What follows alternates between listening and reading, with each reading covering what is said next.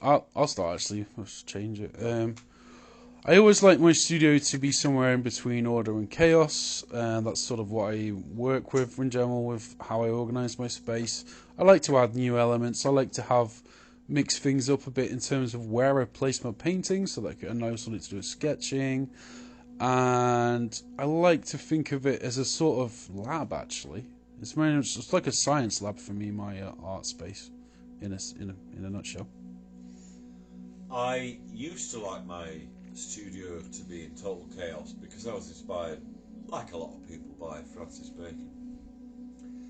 However, the problem was I also lived like that when I was single, and it just became intolerable because my life was in chaos because I was an addict. So it just didn't work. And but I married someone, and she's.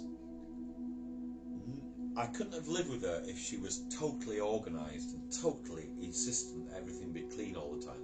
She lets me be scruffy. She lets me be me, but she organises the chaos that we have, so that we have an organised chaos, which I could never do, but she can.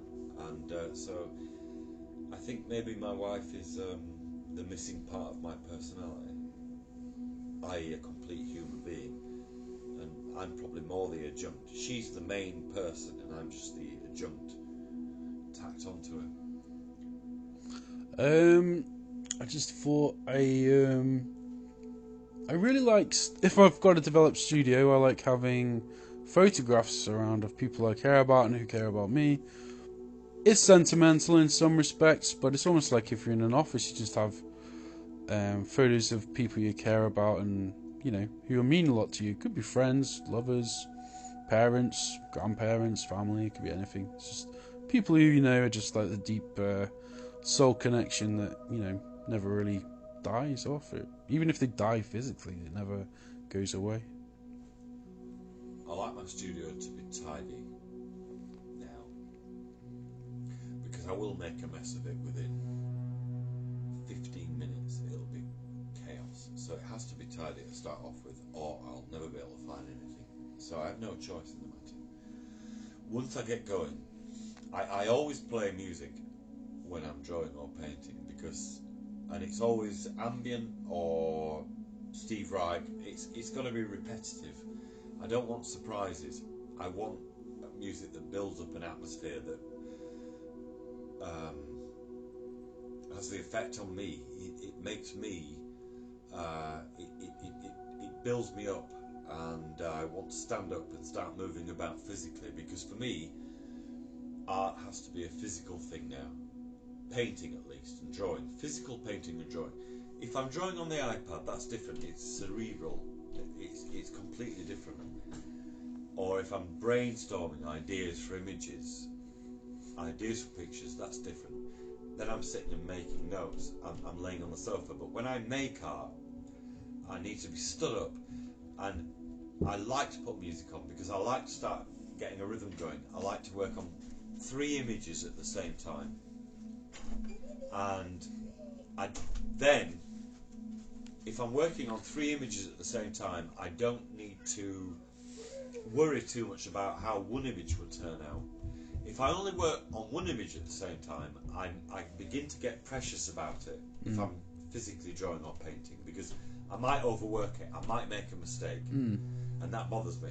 But if I've got 3 images on the go, paintings and drawings, ideally all not paintings, in different things, then I can go back and forth from one to the other, and I can make a decision each time when I go from one to the other. And when I go to the biggest painting, I decide, okay, I'm scared, I only want to make a small decision, so I'm just going to remove a part that I didn't like before. Then I go back to the drawing on a table, and I think, okay, this is going nowhere. I want to simply dip my brush randomly into this paint that's still there, use up the paint rather than waste it, dip it into some water and almost physically hit the paper with it so the water splashes everywhere, And then I've got a whole new set of problems to deal with. But that might give me the clue to how that painting on paper could go from then on. So it points a way forward. So when I cause an accident, which is partly out of frustration and maybe partly out of anger towards myself and my life and my memories, whatever it is, I need an aggressive point when I'm making art, because it gets something out of my system, because I'm angry about myself and my childhood and how my life has gone this far. Oh God, what was I going to say? Just need to think a second. I had one. I'll start with the music actually. So, generally speaking, when I'm listening to music, I just flip between, I like loud, abrasive, complex music to ambient music. Basically, that's the essential core component of music I listen to in the studio. So it could be anything from like kind of jazz to metal music, a lot of classical as well.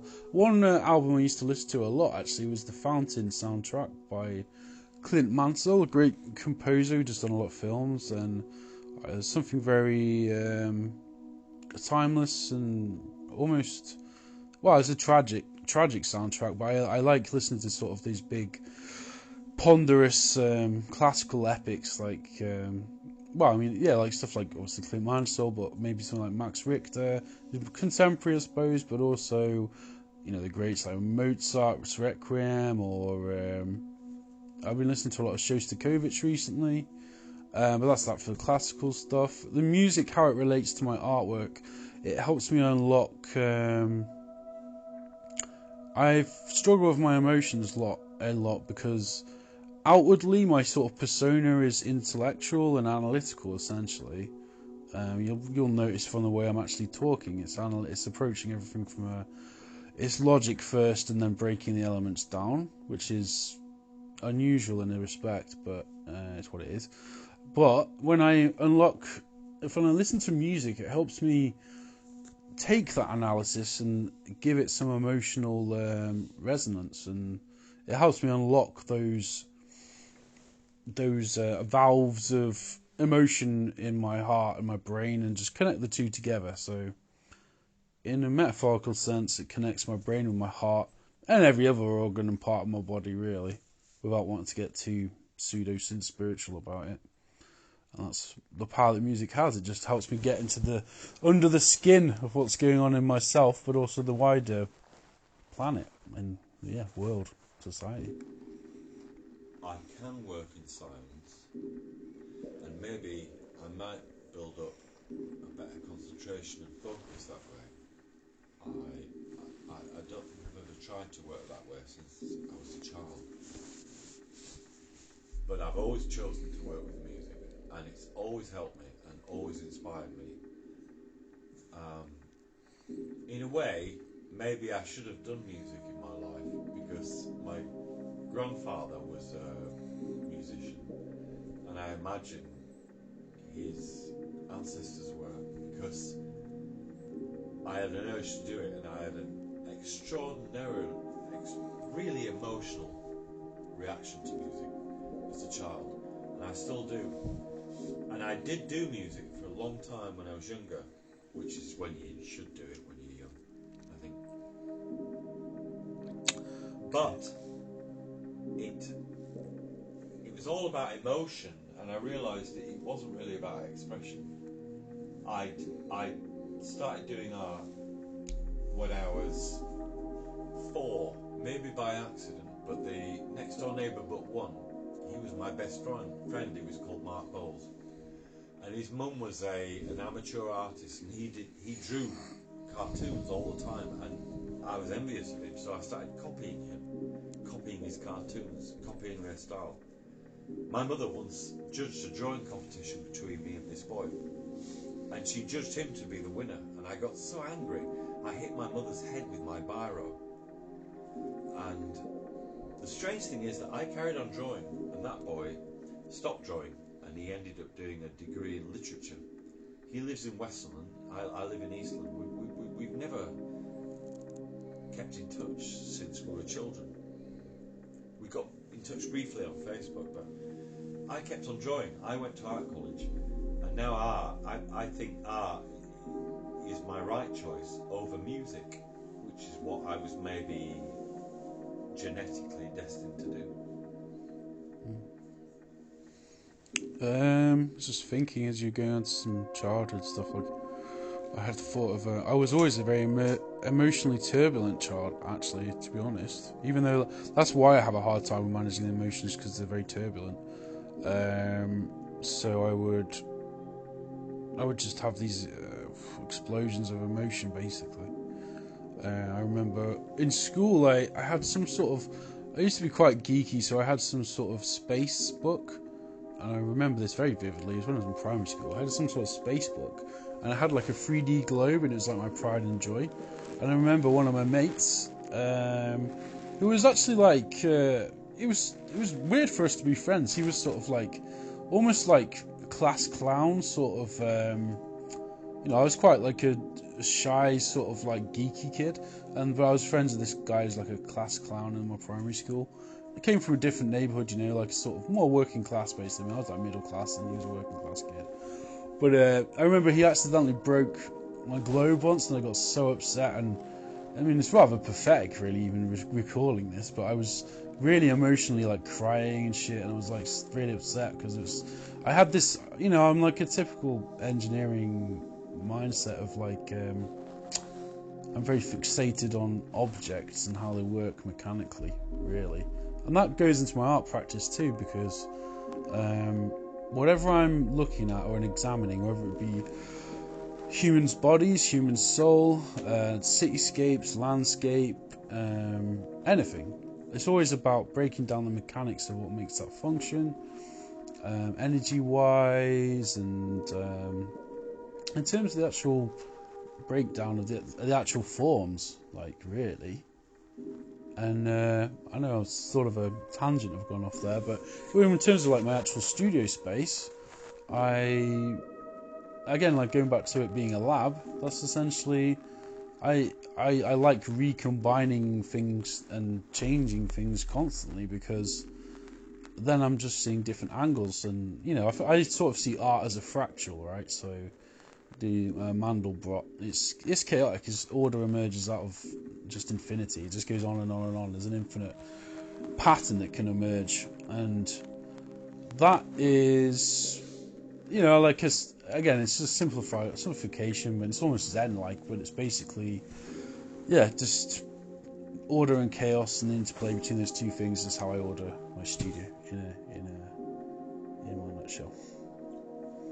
My first studio was on my grandfather's farm. There was my cousin had a horse, and my grandfather had built a stable for that horse, and then the horse was, I think the horse was put down. I don't know what that was about. Anyway, there was an empty stable on the farm, and I turned 16, and I read about Matisse as a teenager spending 14 hours a day painting, and I thought, okay, I want to be a modern artist. I want to be an artist. I want to do, this is the time that I should spend 14 hours a day painting, and I need to do it. And so I told my family, and my grandfather told me, stable is fair. So I moved in. I got my best friend David to help me shovel all the horse shit and the hay and everything out of there, clean it all out.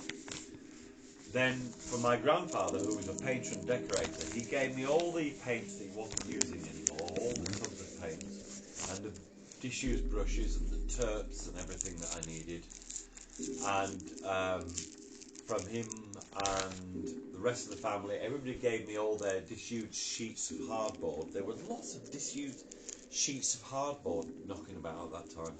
They gave me that, and all the primer I could need. So all I had to do was paint the hardboard with the primer, and I could paint on them. And I did. I had a tent. Sorry, I didn't have a tent. I had a camping bed and a sleeping bag and a flask. And I moved into that stable, for a week when I was 16.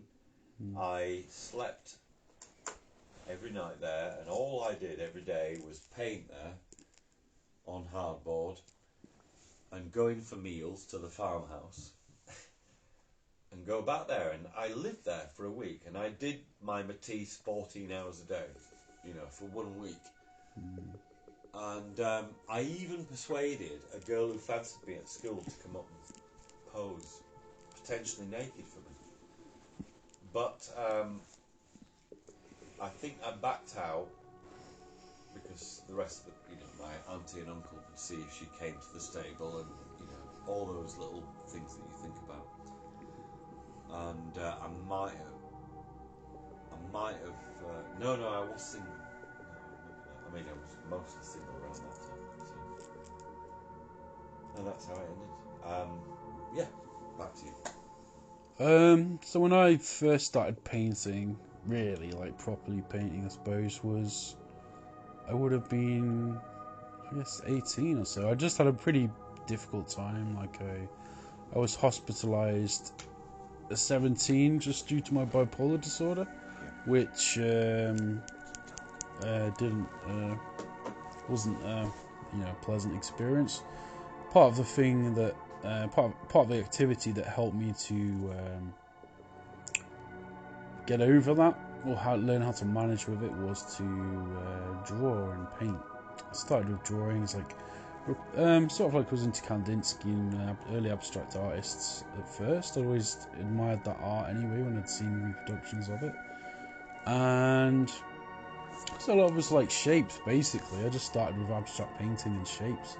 Oil at first, and I had which I found a difficult medium to get used to, and I don't really use it anymore, but I started off with oils, and basically I just experimented with what paint could do. So I just paint these abstract paintings, basically circles.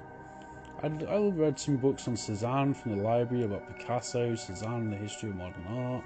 So yeah, I basically went to the library a lot, and then went to my parents' garage, which they gave me. I've started off painting in my room, and then they realised, we're going to get paint on the floor potentially, so an oil paint as well. So I started to go into the garage, and it was a great time of discovery for me. I got obsessive about it. I would have a routine, and I would just do it every single day, and I loved it. And it was my absolute, it was a great passion. And like, I wasn't really happy with much of the work I was producing, but there was the occasional one I'd get to, and I'd be like, wow, I've progressed there, and I can really see in a concrete form that I've progressed. And it was just helping me as a physical activity and a mental activity, which is what I liked about it. So it was almost like, in a sense, it's like making love or having sex. It's like physical and mental. And that's probably a little bit of a base metaphor, but there is that aspect to it for sure. The only time I feel like I'm operating at my full potential is when I'm drawing or painting. And yet, I spend so little time doing it. The rest of the time, I sort of drift between flotsam and jetsam of neuroses, fears, minor breakthroughs about how to live. I've never quite figured out how to live and look after myself. But actually, I don't blame myself now at 55, because you get so much thrown at you throughout your life. It's so hard to figure out how to basically enjoy living. It's really complicated.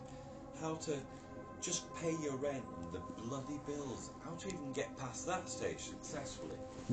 And then figure out what you want to do with the rest of your life. And so you spend most of your life struggling with paying rent and sorting out your bills and just staying afloat. There's something deeply wrong about that. And so when I'm painting, when I'm drawing, it's the only time I feel like I'm fully in control. And that I'm in, that I have the power, and that I'm not just flotsam and jetsam for somebody else's power. I also have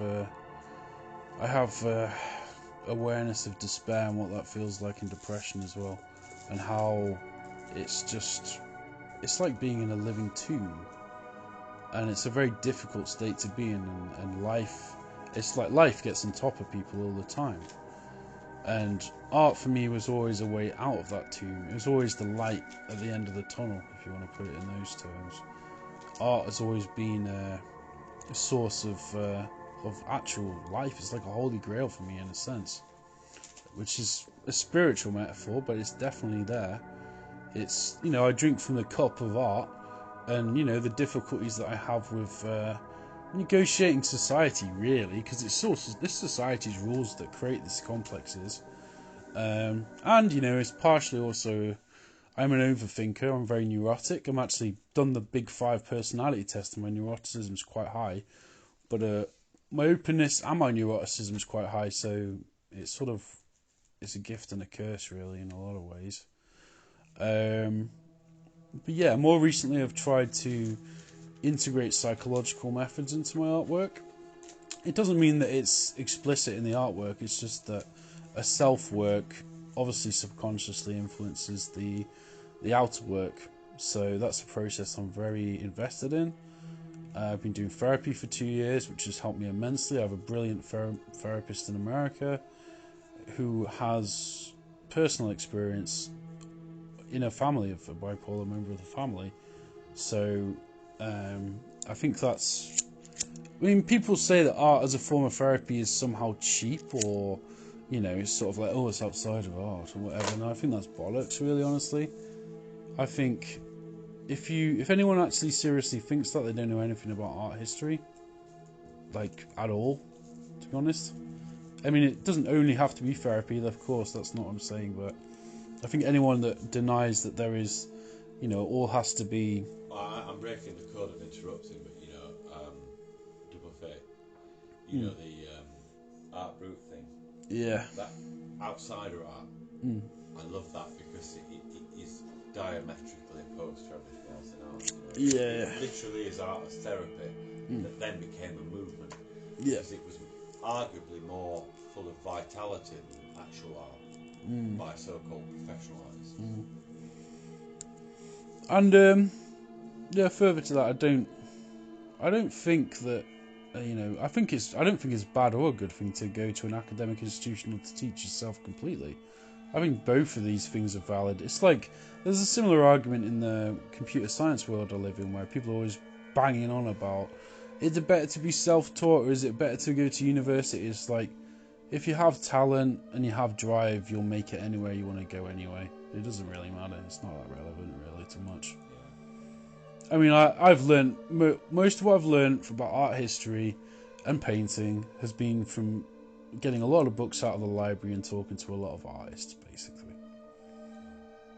And you can do that at university as well, and they're both valid ways to do it, and they both have the same end result, really, ideally. Art for me has meant, in my childhood, my life was very depressing. My father left when I was 9. I spent a lot of time on my own. My mum was a waitress, so in the evenings it was often babysitters, including my cousin. They would have parties downstairs while I was in my bedroom, and I knew what was happening. And I felt very lonely. And then the days often, it was just whole days of me at home alone. But I know that developed my imagination, because when a child is neglected and left alone, if there is anything they can get inspiration from in the environment, they will do, and it will develop their imagination. And I was able to have lots of library books, and I had drawing materials and things like that, and I was into drawing. So even though I was stuck at home alone and neglected, that was the time when I became an artist, because that was the time when I had nothing to do but read and draw and copy and all those things that make you become an artist. So I'm really happy. It really... Art saved me. And now art is saving me in another way, because it's become a form of therapy. Art now, as a practice, something I never understood when I was a child, when I read about art, when I was studying art and learning how to draw and paint, and that was a really happy time, but I never understood this, and that was that the process might be just as important, if not more important, than the final result. And that is revolutionary to me. And now in my 50s, at a much different time in my life, the process is everything. You know, I love the process. And what I love about painting large canvases and large sheets of paper in my studio that I've set up is you can put music on and you can literally dance while you paint, you know. And there is a rhythm to painting and drawing in itself. It has its own rhythm, and if you can match that rhythm when you're actually doing it to the way it looks on the page or on the canvas, you've actually managed to set down that rhythm visually. That's fantastic. That's very exciting, you know. Yeah. And I love to move about and dance and hit the canvas and the paper and feel like there's almost like a dance relationship between the mark maker and the material that the mark is made on. You know, that's exciting. It's like you're having a dance with the artwork that you're creating. So I think I always loved reading about action painters. You know, Jackson Pollock, even though actually he wasn't an action painter, so like say de Kooning was, or Franz Klein. You know, well actually Franz Klein wouldn't be an action painter, but the most physical painters, you know, where it was an almost, you know, emotional wrench, and you know, it became a very physical, almost violent act applying paint to canvas. I always loved the romance of that, and so, you know, when I've got the right music on, maybe a bit of Miles Davis or some heavy drum and bass or something like that, you know, something that gets me feeling that way, and I'm in front of a blank white canvas, or even if I've primed it black or whatever background colour I want it to be, once my paints are ready and the music's playing, I can sort of enact some sort of dance of aggression or violent theatre. I mean, you never get to do that in life unless you're undergoing a process, unless you're undertaking a process. You never get to experience that in life. You never get to experience that in life unless you're undertaking a process where you want to theatrically even or dramatically, in order to make yourself feel better, apply paint to paper or canvas or marks. You can do them in such a way it actually shows your emotions by the way it's applied. It might look violently applied, casually applied. It always it implies that when you touch the paper or the canvas with the brush or the pen or whatever you were doing, even your fingers, the mark shows in some way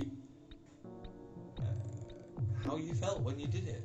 You know, a mark betrays a lot. You know, the CIA would read a lot into mark making. You know, if it was a handwritten letter to somebody from a terrorist who they perceive to be a terrorist. You know, same with I don't know. You know, MI5 with some local whatever. I had a lot of thoughts then. I'm just trying and condense them all down there. So I think I'll start this with an interesting little anecdote from my life and a dream that happened to me when I was on holiday. I think I was on holiday in might have been Turkey or somewhere, but anyway, I was abroad somewhere, some nice European place. Family, must have been about 16 years old. So this is probably pre when I had the sort of issues with my mental health. I remember might have even been the start of it actually, in a way.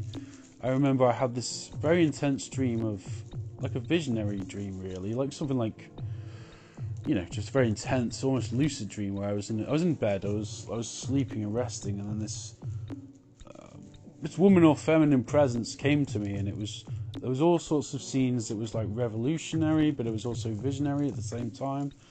Obviously, it's quite blurry. I remember this dream waking me up, being one of those dreams that violently wakes you up. I remember somewhat of a green light. This green light being revealed to me, which is, again, it's part of the visionary thing which I have as part of my practice. I mean, a lot of people, I think, find my work sometimes a little morbid or macabre or dark in some way because of what I do with form, and I it's sort of, some people have said it's Picasso-esque imitations of form and changing of form. And it could be bodily form, it could be architectural space. It doesn't matter really. It's irrelevant. But I think one of the actual artists who's influenced me a lot, actually, and I've only really become aware of his work in the last, I don't know, really 5 years, is probably William Blake. And I like the idea of continuing some of the ideas and Gnosticism that was in his work. I mean, I'm not a Christian. I don't believe in God. I'm actually certainly atheist in a lot of ways, or the way I'd more intelligently describe it would be pantheist, essentially. So it's Spinozian, sort of view of cosmos as God as being the same thing. And that's become very much more of a important focus in my work. Yeah. They only, we're destroying the very thing that sustains us. Yeah. Spiritually. And I think part of the reason that people find my work dark is that I have to uncover the belly of that thing and show it to people. And you do this as well. I think you're doing this in your work. You have to show that there is an ugly side to nature in the universe. Yeah. And if you facing that is actually makes you stronger as a human being and more resilient and more able to deal with it, because the fact of it is that there is such a thing as mortality. People we love will fall off, and like a tree, branches on a tree, and I have this whole poetic imagination as well, because I like to write and I love language. I mean, like I said before, like I have just language in the broadest sense of the word, everything from languages to visual to poetry, you know what I mean. And I think transcendence is a very core theme in my work. Transcendence is everything for me. Until now, really, I've only really gotten my aggression out of my work.